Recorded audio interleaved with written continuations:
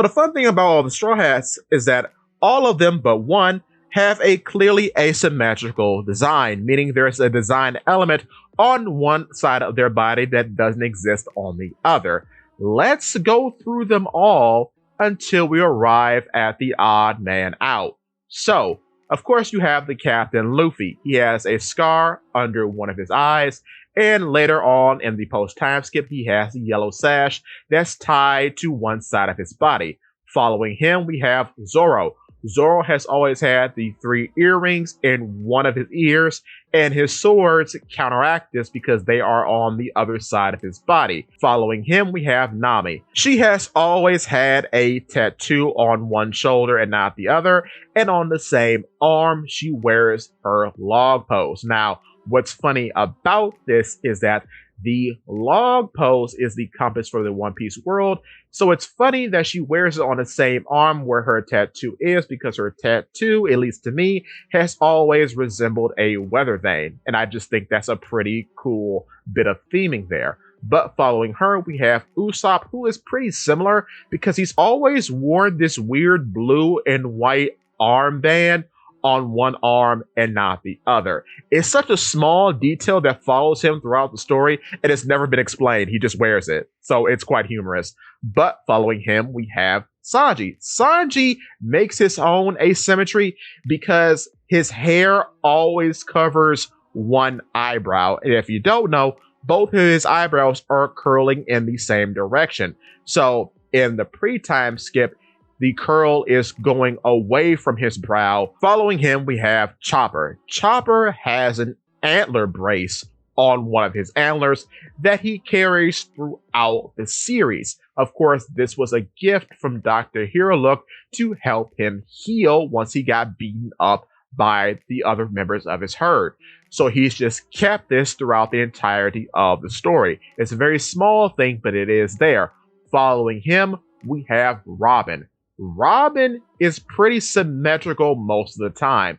However, in the pre-time skip, she does have an outfit that has the cowboy hat, in which she does wear an armband on one of her arms and not the other. However, her asymmetry really does start to shine through in her basic design in the post-time skip, because she is wearing a vest and a sarong. The sarong and the vest both have a flower pattern on one side and not the other. This is followed by the sarong being tied to one side, mirroring in a way the same sort of deal that Luffy has with his sash. So yes, in the post-time skip, she is asymmetrical. Now we have Brook. Brook is asymmetrical because he does have a crack in his skull that starts on one side and goes into his brow ridge, making one side of his skull different than the other. So even though it's a very small thing, he does have a bit of asymmetry to him.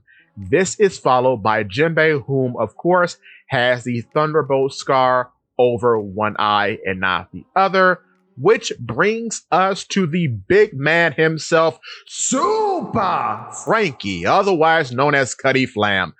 Frankie is symmetrical both in the pre-time skip and the post-time skip. Both sides of his body are exactly the same. I think this is done on purpose to make him look more like a toy in both the pre and post-time skip. However, the asymmetry doesn't come from when he is idle. It comes from when he is actually fighting, when he's actually in action. And the asymmetry lies within his arms, because his arms have different functionality depending on what side you're talking about. For example, the right side mostly favors towards physical attacks, so big punches, like how you, yes you, should punch that like and subscribe button. Also, if you can, I don't know how YouTube works now, punch that hype button. Hype this video up. But anyway, yes, the right side is for physical attacks like strong right and strong hitter, in which he disgustingly degloves his hand in the pre-time skip to reveal a big metal fist, in which he uses for punching. But the left side is the artillery side with abilities like weapons left and beams left, and also Hoshi shield and ouchie finger, which I've often joked about in the past being his literal finger pistol as a play off of the CP9 technique, because his finger actually becomes a pistol. So that's where the asymmetry lies. It lies in the size of his body, which makes him more so like a Megazord or like a fighting robot like Voltron, in which one side is different from the other. This is played up even more in the post time skip as he gets bigger and more toy-like elements are added to his design, meaning the big ball shoulders and the big blocky forearms. But I always found it super interesting that in the pre-time skip, he really is very thematically similar to Brooke, because both of them at the start are very Halloween coded.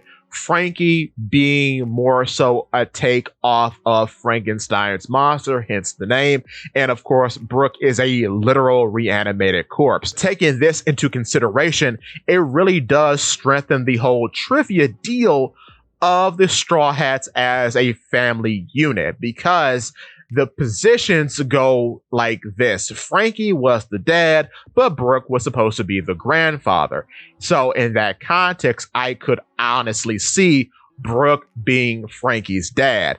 And this goes into other aspects, like both of them being seen with musical instruments often, like how Frankie usually has a ukulele for a gag, and of course, Brooke is the actual musician of the crew. So in that way, they do kind of favor one another, and of course, both of them have been characterized by their hair often. Brooke being only recognized by his hair to Laboon based on his decomposition, and then of course, Frankie having various hair gags throughout the series. But with that being said, of course, Frankie was replaced by Jinbei as the father, and this makes no sense. I refuse to believe that this happened. But after the post-time skip, it's very clear that both of them have separated. Frankie being the more science fiction type character, whereas Brooke is more of the magical supernatural character. However, with that being said, give me your thoughts and tell your friends about Polypede. What?